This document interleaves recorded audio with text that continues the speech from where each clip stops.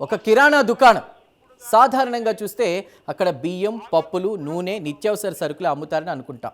కానీ అదే దుకాణం వెనుక మరో వ్యాపారం నడుస్తుందని ఎవరికైనా అనుమానం వస్తుందా? ప్రతి వీకెండ్ గోవాకు విమానంలో వెళ్ళడం, క్యాసినోల్లో గంటల తరబడి గడపడం, తిరుగు ప్రయాణంలో సూట్ కేసుల్లో మద్యం బాటిళ్లతో రావడం, ఆ తర్వాత ఆ బాటిళ్లను ప్రత్యేక కస్టమర్లకు విక్రయించడం. ఇదంతా సినిమాల్లో చూసే కథలా అనిపించినా హైదరాబాద్ శివార్లలో ఎస్టీఎఫ్ అధికారులు బయటపెట్టిన వ్యవహారం ఇదే. కిరాణా వ్యాపారం ముసుగులో నడుస్తున్న ఈ లిక్కర్ దందా వెనుక అసలు కథ ఏంటి? వీకెండ్ ట్రిప్లు ఎలా అక్రమ వ్యాపారంగా మారాయి? Let's watch.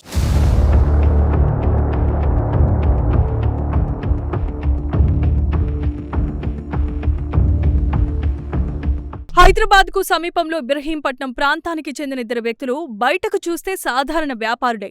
స్థానికంగా కిరాణా వ్యాపారం చేస్తూ అందరితో కలిసిమెలిసి ఉండేవారు. కానీ వారి జీవితంలో ప్రతి వీకెండ్ ఒకే రొటీన్. విమానంలో గోవాకు వెళ్లటం, అక్కడ క్యాసినోలో గడపటం, తిరిగొచ్చే సమయంలో ఖాళీ చేతులతో కాదు మద్యం బాటిల్స్తో హైదరాబాదు చేరుకోవటం. ఇదే వారి అలవాటుగా మారిపోయింది. గోవాలో లభించే కొన్ని మద్యం బ్రాండ్లు తెలంగాణలో సులభంగా దొరకవు. దొరికినా ధరలు ఎక్కువగా ఉంటాయి. ఇదే విషయాన్ని అవకాశంగా మార్చుకున్నారు. గోవా నుంచి తీసుకొచ్చిన బాటిల్స్ పరిచయస్తులు, ప్రత్యేక కస్టమర్లు వేడుకలు నిర్వహించే వారికి విక్రయిస్తూ లాభాలు ఆర్జిస్తున్నారు. బయటకు కిరాణా వ్యాపారమే, లోపల మాత్రం నాన్ డ్యూటీ పెయిడ్ మద్యం సరఫరా. ఇదే వారి వ్యాపార విధానం. అయితే ఈ వ్యవహారం చాలా రోజులుగా నిశ్శబ్దంగా కొనసాగుతున్నా చివరకు ఎస్టీఎఫ్ దృష్టికొచ్చింది. ఇద్దరు వ్యక్తులు తరచూ గోవా వెళ్లొస్తున్న తీరు, వారి కదలికలు, మద్యం సరఫరాపై వచ్చిన సమాచారం ఇవన్నీ కలిపి అధికారులకు అనుమానాన్ని కలిగించాయి. వెంటనే నిఘా పెంచారు. వారి ప్రయాణాలపై నిశితంగా గమనించారు.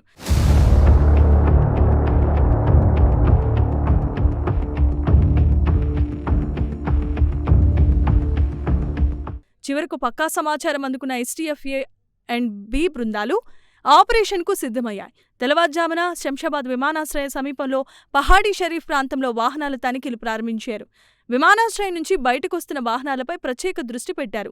అనుమానాస్పదంగా కనిపించిన ఒక కారును ఆపి తనిఖీ చేయగా లోపల వరుసగా అమర్చిన మద్యం బాటిల్స్ కనిపించాయి. ఒక్కొక్కటిగా బయటకు తీసి లెక్కించగా మొత్తం 42 బాటిళ్లున్నట్లు గుర్తించారు.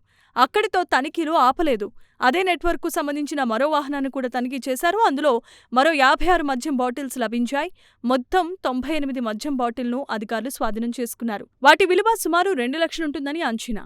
బాటిల్స్తో పాటు ఒక కార్ని కూడా సీజ్ చేశారు. గోవా నుంచి తీసుకొచ్చిన మద్యం బాటిళ్లు ఎవరెవరికి చేరుతున్నాయి? వాటిని కొనుగోలు చేస్తున్న కస్టమర్స్ ఎవరు?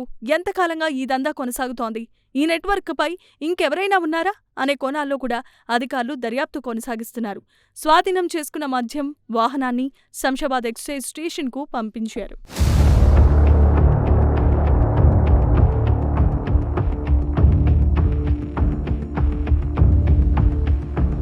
వీకెండ్ ట్రిప్, క్యాసినో సందడి, విమాన ప్రయాణం ఇవన్నీ బయటకు చూస్తే విలాసవంతమైన జీవనశైలిలా కనిపించవచ్చు. కానీ అదే ప్రయాణం చట్టవిరుద్ధమైన వ్యాపారానికి మార్గంగా మారితే చట్టం కూడా అంతే వేగంగా స్పందిస్తుంది.